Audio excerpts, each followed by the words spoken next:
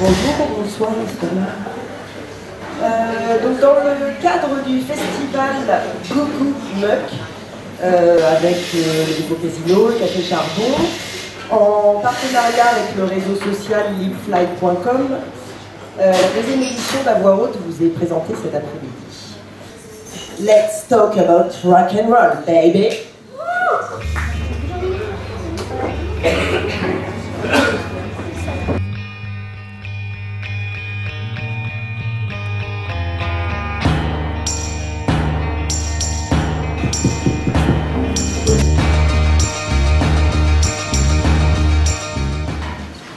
Donc, je vais lire avec Franck Williams quelques extraits plutôt le début d'un roman qui s'appelle Vous n'étiez pas là et qui est consacré à la chanteuse Nico.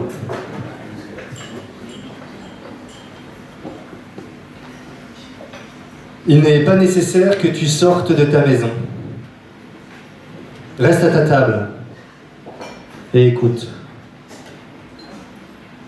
N'écoute même pas, attends seulement. N'attends même pas, sois absolument silencieux et seul. Le monde viendra s'offrir à toi pour que tu le démasques. Il ne peut pas faire autrement. Extasié, il se tordra devant toi.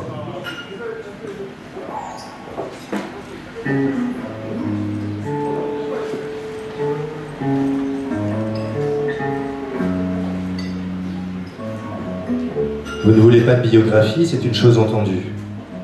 Vous aviez prévu les tombereaux de merde dans les journaux autorisés, les journaux qui savent, ironiques et subtils, mâles, condescendants, dès qu'ils ne rentrent plus.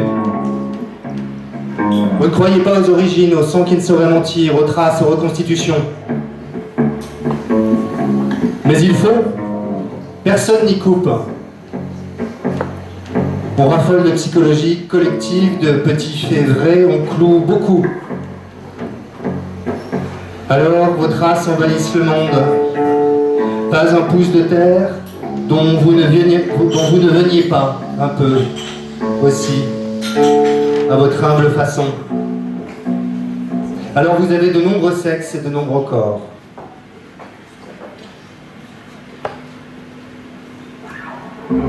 Une trop hirsute d'enfance court sur votre peau. Je vous en propose plusieurs. Je sais que vous les aimez toutes.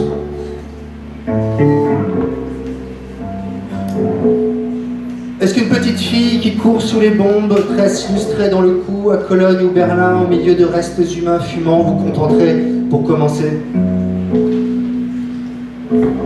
C'est une image qui vous ravit, ainsi que vos interlocuteurs. Ceux qui vous croient encore. C'est la perle qui orne de nombreux articles à vous consacrer pendant la glorieuse époque des boudeurs en blouson noir, quand on vous respecte encore. C'est le moment difficile de l'interview, le moment délicieux. Pudeur, silence, battement de vos longs cils. Non, n'insistez pas, je n'aime pas parler de mon enfance, dites-vous, j'ai beaucoup souffert. Mais quand on vous parle des droits civiques, quand on vous parle du Vietnam, de la crise de Cuba ou de l'augmentation du prix du pain, vous fournissez complaisamment aux journalistes quelques détails piquants qui sauront émouvoir son lectorat. Vos tresses blondes, votre bouche rouge, votre robe blanche brodée, le vent, les branches et soudain, la course horrible sous les bombes des B-17 américains. Vous avez sans doute perdu sous les gravats votre petit ami de l'époque, un garçonnet de 3 ans, avec qui vous deviez vous marier. Alors, vous n'êtes pas entièrement opposé à la variante de 1938, la plus vraie de toutes. Vous n'êtes pas entièrement opposé à votre naissance le 16 octobre, puisqu'il faut bien en passer par là. Petite bâtarde vagissante entre les jambes de votre mère, Grete Pevken, tout juste divorcée d'un des nombreux pères dont regorge votre mémoire. Vous ne manquez jamais, surtout auprès des journalistes britanniques, de rappeler la splendeur nazie de cette année. Vos cuisses vives, les joies de l'éducation en grand air. Car en 1938, à condition de n'être ni juif, ni communiste, ni social-démocrate, ni homosexuel, ni tzigane, ni asocial, ni pas mal d'autres attributs en constante inflation, la vie est splendide. 5 ans après l'arrivée du Führer. Et d'ailleurs, rien ne prouve qu'il y ait eu un jour dans nos rues maintenant sûres des juifs, des communistes, des sociodémocrates, des homosexuels, des tziganes ou des asociaux. On est entre soi, enfin. On respire, on a tout le temps de se reproduire. D'énormes quartiers de viande saignante ont retrouvé le chemin de nos tables dominicales. La cour de l'immeuble est propre.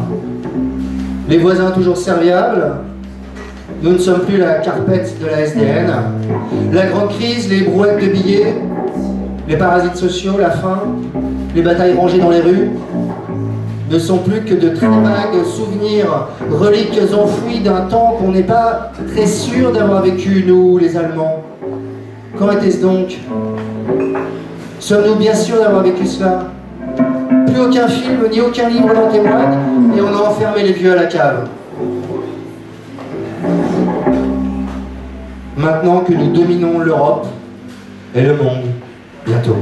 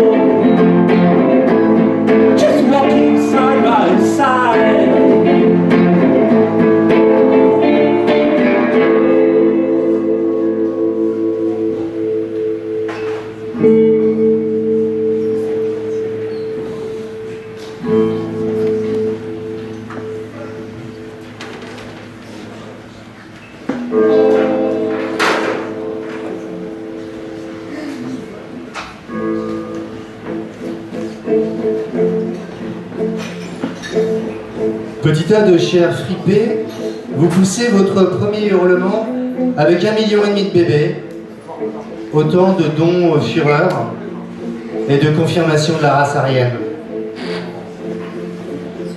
Un seul cri, 1,5 million de nourrissons, un record absolu, un torrent de sang dans les hôpitaux précédé d'une immense fornication teutonne à vocation patriotique sous le portrait du moustachu en chef.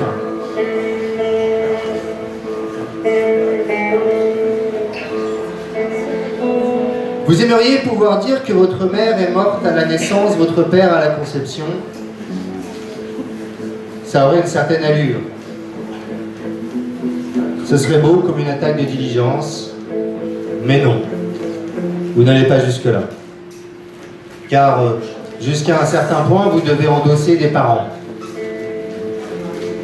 Et c'est vrai que tout le monde adore les histoires de papa. Dites-moi qui est votre père, je vous dirai qui vous êtes. Un papa, c'est décisif. La science est contre vous, on vous montre des radios, des courbes, des vidéos, des tâches. Il a bien fallu un père pour expliquer votre chair ici. Rien à faire. Parents, grands-parents, arrière-grands-parents, on vous tient, votre compte est bon. On a des preuves, des arbres généalogiques qu'on peut vous expliquer. Avec les seins de son père et les couilles de sa mère, elle ira loin, cette petite Christa.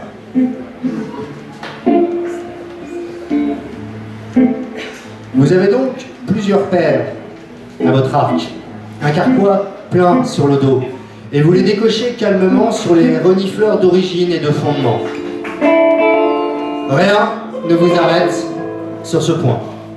Pas le moindre souci de vraisemblance, et votre aplomb fatigué, vous parlez lentement, vous parlez avec une grande lassitude, vous parlez comme si vous aviez répété 1000 fois ces choses, votre aplomb fatigué met en déroute les sceptiques. Mon papa était cosmonaute. Mon papa était un homme discret, un homme droit. Mon papa buvait comme un trou. Mon papa était dompteur dans un cirque. M'abuse dans le film de langue, c'est lui, c'est mon papa. Mon papa est mort dans un camp. Au Los Angeles Times, vous racontez que votre nom véritable est Pavlovski, que vous avez un passeport russe et un passeport allemand, que Nikolevitch était le 5e prénom du frère de votre père, un jeune poète auteur d'une immense épopée sur Alexandre, parti rejoindre les Brigades Rouges, fusillé par les franquistes. Au Guardian, vous censillez, vous dites que votre famille a dû changer de nom pour éviter les persécutions nazies. Votre père était un prince polonais dont les célèbres incartades lui avaient valu le surnom de Prince Harry. Sur Antenne 2, le 13 juin 1970, 22h30, vous déclarez que vous ne savez rien, que votre mère ne vous a rien dit, que vous soupçonnez quelque chose de monstrueux, que ça ne vous intéresse pas plus que ça. Parfois, les grands soirs, la plaine polonaise précédemment citée s'élève tout droit jusqu'à l'Himalaya. Votre père, opiomane, converti au soufisme, ami proche du Mahatma Gandhi, qui fermait les yeux sur sa déplorable manie. Votre père donc cherchait l'amour, la crainte et l'espoir, et criait sans faillir vers l'unique et sa face. Plus tard, une fois reconverti en Queen of the Bad Girls, bras lacérés et voix de grande morte venue de tout, votre père sera tout à fait turc. Et ce n'est rien de moins que son sperme très opiacé dans la fente très sage de votre mère qui explique votre future frénésie junkie.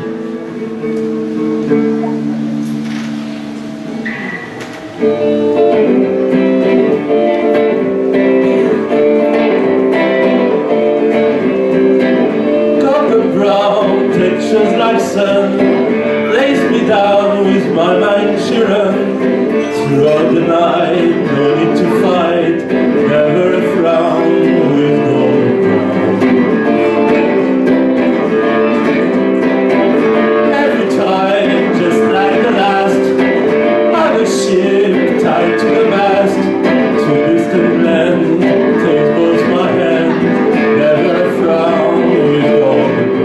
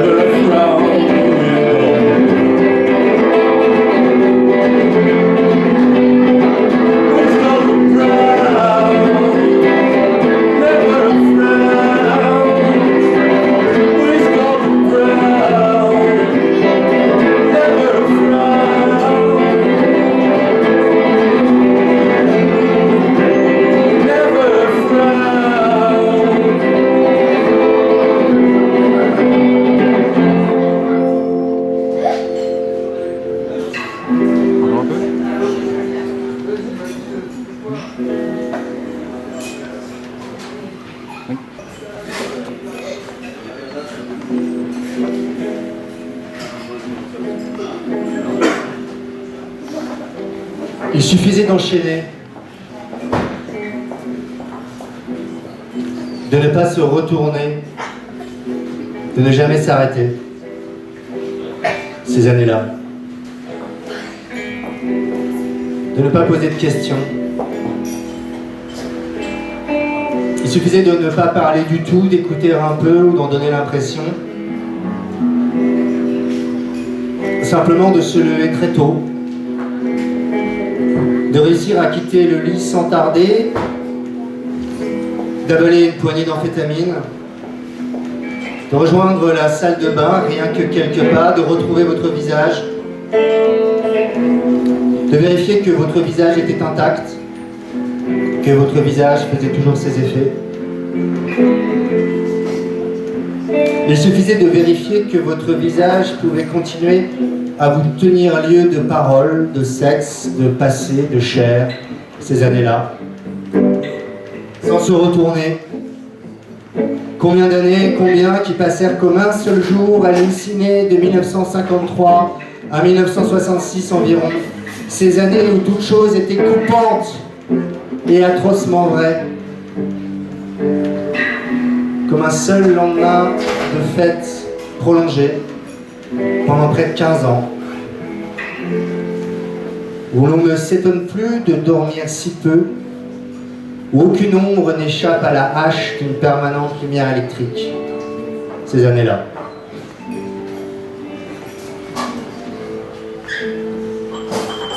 Il suffisait de descendre la rue de la Contrescarpe, ou la 5e avenue, ou la Via Veneto, ou Boylston Street, droite, lumineuse, violente,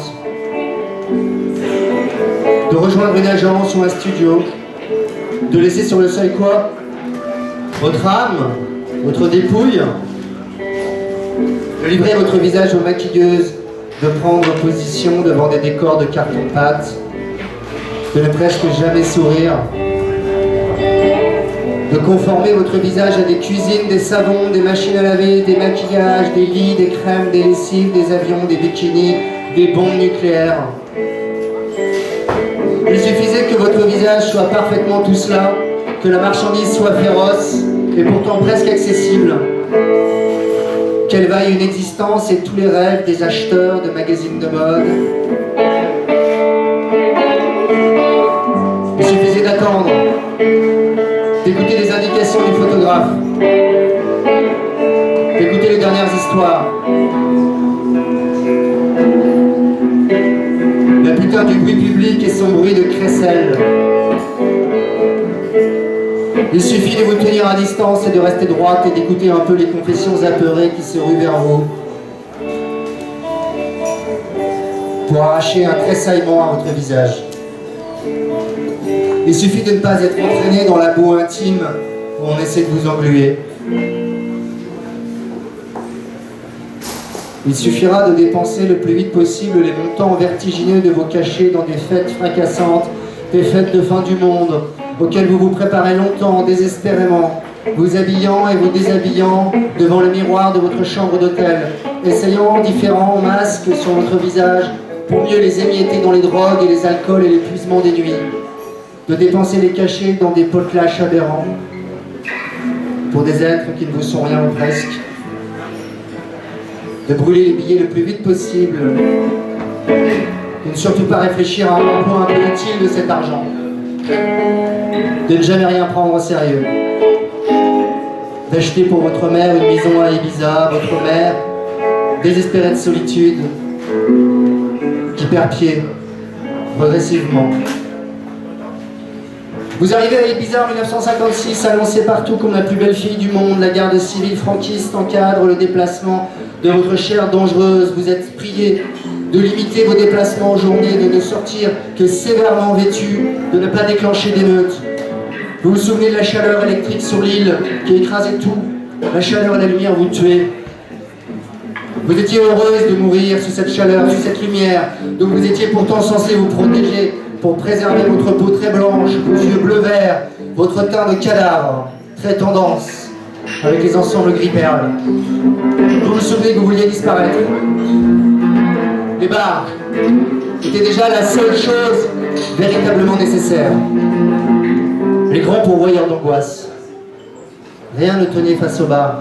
Aucune machine à laver, aucune robe, aucune Allemagne réarmée, aucun déploiement de luxe, aucune séance avec Jean Loussieff ou avec un autre photographe coté du moment. Rien ne tenait face à un bar ouvert à 4h du matin. On s'y heurtait à la paroi la plus vraie du réel, du réel au carré. C'était la guerre enfin, la guerre sans retenue, de tous contre tous. Tout le monde mentait éperdument, tout le monde se jetait au visage ses rencontres avec Hemingway, ses baisades avec Brando, ses projets de films avec Rawauch. Les bars broyaient les cœurs, disloquaient les visages. Plus de corps dans les bars, plus de visages, ni de paroles. Les visages et les corps et les paroles devenus simples surfaces, parois de circulation pour l'alcool et la mort. Vous pouviez chaque nuit dans les bars piétiner votre beauté, le concert de louanges fades attaché à sa suite. Les bars à 4h du matin livraient un critère très sûr de jugement. Quelle musique résistait? Quel visage, quel mensonge, quel amour? Les bars à 4h du matin disaient « Regardez, la fin du monde, maintenant ».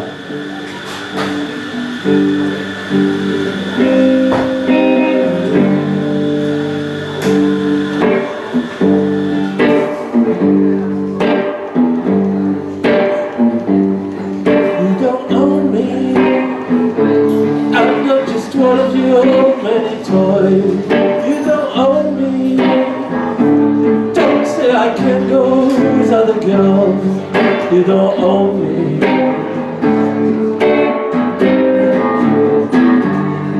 You don't own me.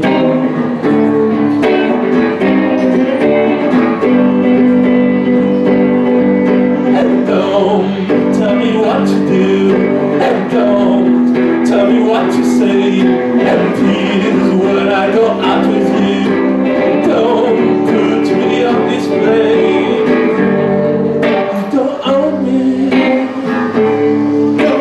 Down, cause I'd never stay. You don't own me.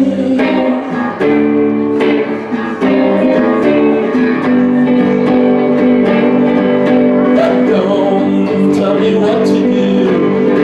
Don't tell me what to say. And please, when I go out with you, don't put me on display. I'm young, and I love to be young, and I'm free.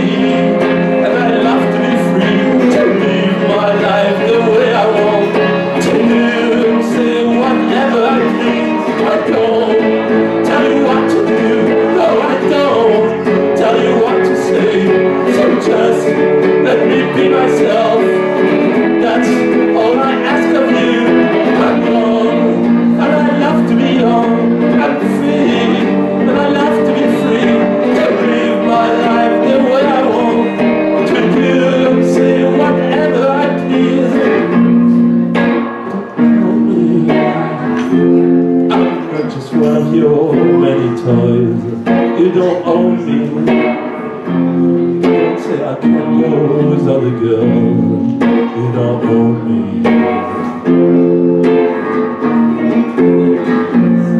You don't own me.